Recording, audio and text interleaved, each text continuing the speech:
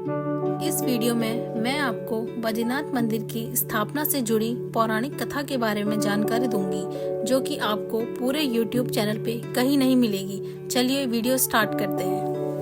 बद्रीनाथ मंदिर, जो कि उत्तराखंड के चमोली जिले में अलकनंदा नदी के किनारे स्थित है तथा हिंदू धर्म के सबसे पवित्र तीर्थ स्थलों में से एक माना जाता है। ये मंदिर भगवान विष्णु के बद्री नारायण रूप को समर्पित है और 4 धाम तथा पंचबद्री में प्रमुख स्थान भी रखता है। इसकी स्थापना आदि शंकराचार्य द्वारा 8वीं सदी में की गई थी, लेकिन इसकी कथा हजारों वर्ष पुरानी है। बहुत समय पहले जब सृष्टि के पालनहार भगवान विष्णु क्षीर सागर में योग निद्रा में थे, तब एक दिन नारद मुनि वहां पहुंचे और भगवान की भक्ति में लीन हो गए। उन्होंने भगवान से पूछा, प्रभु आपके अनगिनत भक्त हैं, लेकिन आप सबसे अधिक किस भक्त को प्रिय मानते हैं? तो भगवान विष्णु मुस्कुराए और बोले, जो सच्ची श्रद्धा और तपस्या से मेरी आराधना करता है वही मुझे प्रिय है। नारद मुनि को यह सुनकर जिज्ञासा हुई कि ऐसा कौन सा भक्त है जो भगवान को इतना प्रिय हो सकता है। वे इस प्रश्न का उत्तर ढूंढने के लिए पृथ्वी पर आ गए और घूमते घूमते हिमालय की पवित्र घाटियों तक पहुंच गए। हिमालय की कठिन परिस्थितियों के बीच उन्होंने एक तेजस्वी पुरुष को घोर तपस्या में लीन देखा। वह कोई साधारण व्यक्ति नहीं थे। उनका रूप अत्यंत दिव्य और तेजस्वी था। चारों ओर बर्फ थी, ठंडी हवाएं बह रही थी, लेकिन वह पुरुष केवल एक काले रंग के वस्त्र में बैठा था और ध्यान मग्न था।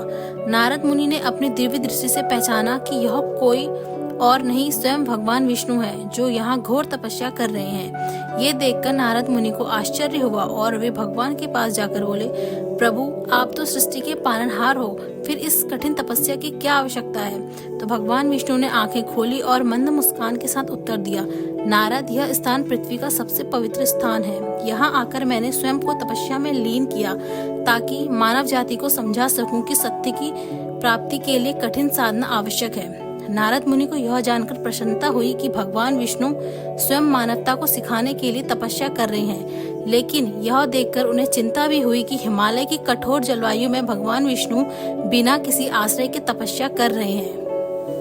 जब माता लक्ष्मी ने देखा कि उनके प्रिय प्रभु विष्णु हिमालय की कठोर ठंड में बिना किसी आश्रय के तपस्या कर रहे हैं, तो उनका हृदय व्याकुल हो गया। उन्होंने सोचा, मैं अपने स्वामी को इस तरह कष्ट में नहीं देख सकती, मुझे उनके लिए कुछ करना होगा।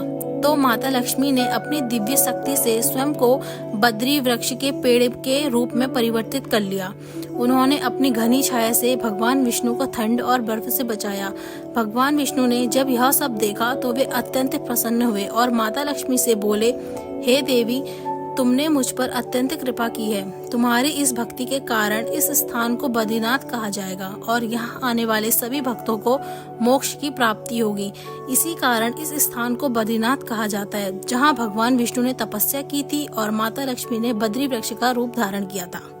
जब नारद मुनि ने ये सब देखा तो वे अत्यंत प्रसन्न हुए और उन्होंने भगवान विष्णु की स्तुति की कि हे नारायण, आप मानव जाति के परम उद्धारक हैं। आपने यहाँ तपस्या करके संसार को सिखाया है कि सच्चा ज्ञान और भक्ति तभी संभव है जब मनुष्य अपने अहंकार को त्याग कर समर्पण करता है। भगवान विष्णु ने नारद मुनि को आशीर्वाद दिया और कहा कि जो भक्त श्रद्धा के साथ इस स्थान पर आएगा, उसकी सभी मनोकामनाएं पूर्ण होंगी और वह मोक्ष को प्राप्त करेगा।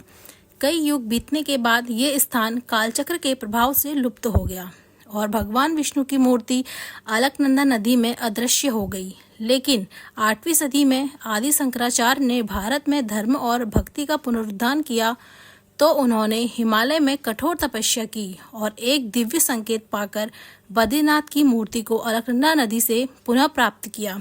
उन्होंने उसी स्थान पर भगवान विष्णु का एक भव्य मंदिर स्थापित किया और यह स्थान पुनः एक महान तीर्थ स्थल बन गया। आज भी लाखों भक्त यहाँ आते हैं और भगवान बद्रीनाथ के दर्शन करके अपने जीवन को धन्य मानते हैं।